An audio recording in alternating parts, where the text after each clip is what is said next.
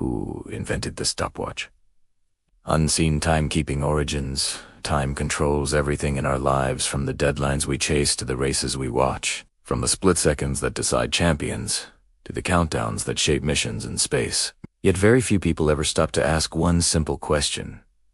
Who invented the stopwatch? How did humanity first learn to measure time, not in hours or minutes, but in seconds, and eventually fractions of seconds? The truth is far more fascinating than most expect. The stopwatch wasn't invented by one brilliant mind in a single lightning bolt moment. Instead, it is the result of a centuries-long obsession with precision, competition, science, and the human desire to control every heartbeat of time. To understand the stopwatch, we have to travel back long before digital displays and sports officials with clipboards. In the ancient world, time was civilizations used sundials, water clocks, and hourglasses, beautiful tools, but painfully inaccurate. They couldn't track seconds, let alone hundredths of seconds. A Greek sprinter or a Roman charioteer had no concept of being 0.2 seconds faster.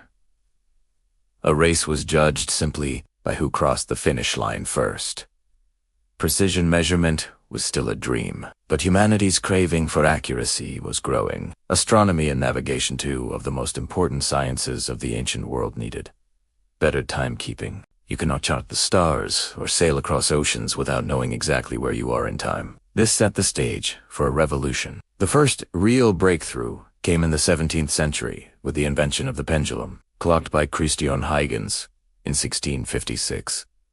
This was the first time a clock could measure seconds consistently, and it changed the world. Suddenly, time felt smaller, more controllable. Seconds became real, measurable units. Scientists were soon using pendulum clocks to study motion, speed, and gravity. But although pendulum clocks could track seconds, they could not start or stop the flow of time on demand.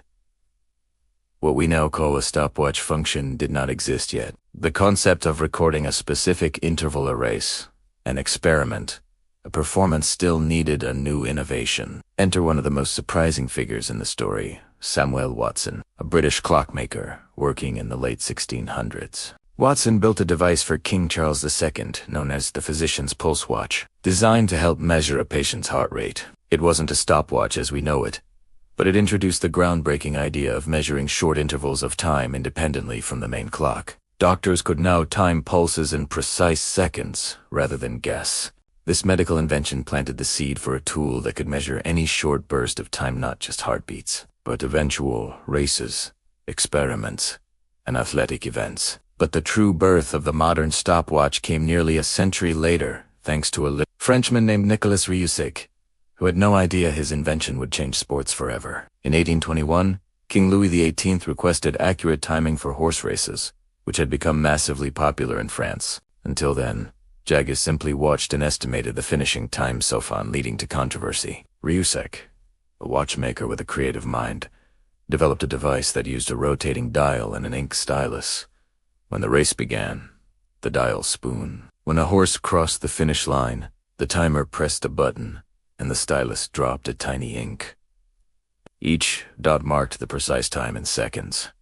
It was messy, it was mechanical, and it was genius. Rehoussec called it a chronograph, meaning time writer. Today, the chronograph is recognized as the direct ancestor of the stopwatch. But there's a twist. Decades later, historians realize something shocking. Rehoussec was not the first. Another French inventor, Louis Moinet, had secretly built a more advanced device in 1816, 5 years earlier. His invention was created for timing astronomical events and could measure intervals to 1/60th of a second, an unimaginable precision for its time. It was portable, elegant, and far ahead of anything the world was ready for. But Moinet never patented it, never commercialized it, and his creation was forgotten for almost 2 centuries until rediscovered in the 2000s today. Many credit Louis Moinet, not Rehoussec, as the true father of the stopwatch. As technology advanced in the 19th century, the stopwatch became essential. Scientists used it to measure speed, falling objects, chemical reactions, and physical performance. Railroads used it to coordinate train schedules and prevent collisions. Factories used it to optimize production and improve efficiency. Sports adopted it to track records, measure winners, and elevate competition to a new level. Suddenly, being the fastest wasn't subjective, it was mathematical. Then came the 20th century, the golden age of mechanical engineering. Companies like Heuer, Omega, and Breitling transformed a stopwatch into a precision instrument. They introduced side pushers, flyback functions, and split-skin capabilities that allowed multiple intervals to be tracked simultaneously. The stopwatch wasn't just a tool. It became a symbol of speed, accuracy, and human ambition. In the 1932 Olympics, Omega famously supplied 30 high-precision mechanical stopwatches, marking the first time an Olympic Games used standardized timing. This helped solidify sports timing as a scientific pursuit rather than a simple observation. Still, the stopwatch continued to evolve. Electronics changed everything.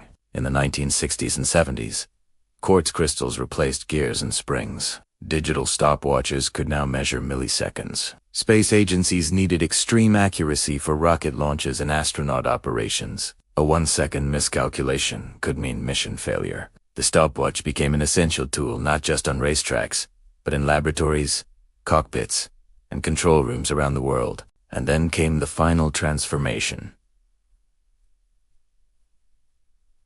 The rise of microchips. Today, stopwatches are built into our phones, smartwatches, laptops, treadmills, cars, cameras, and nearly every digital device we touch. We can measure time with a precision earlier. Civilizations could uneven imagine millionths of a second without ever picking up a physical tool. The bulky metal chronographs of the past have become sleek touchscreen timers. Yet their purpose hasn't changed. We still measure performance. We still chase records. We still compete against time, trying to be faster than yesterday. What makes the stopwatch truly special is not just the technology, it's what it represents.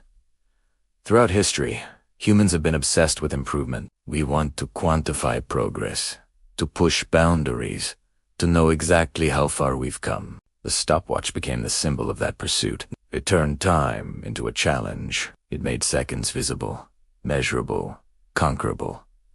So, who invented the stopwatch? The real answer is a story of many people. Huygens gave us seconds. Watson gave us interval timing. Moynet built the first true precision chronograph. Ryusek made it practical for everyday use. Engineers across centuries refined it. Digital scientists perfected it. The stopwatch is not a single invention. It is a centuries-long collaboration driven by curiosity and ambition. Every time someone clicks start, they're tapping into that history. Every athlete's sprint, every scientist's experiment, every cook's timer, every countdown. All are connected to a legacy of human innovation, stretching back hundreds of years. The stopwatch didn't just measure time, it changed our relationship with it.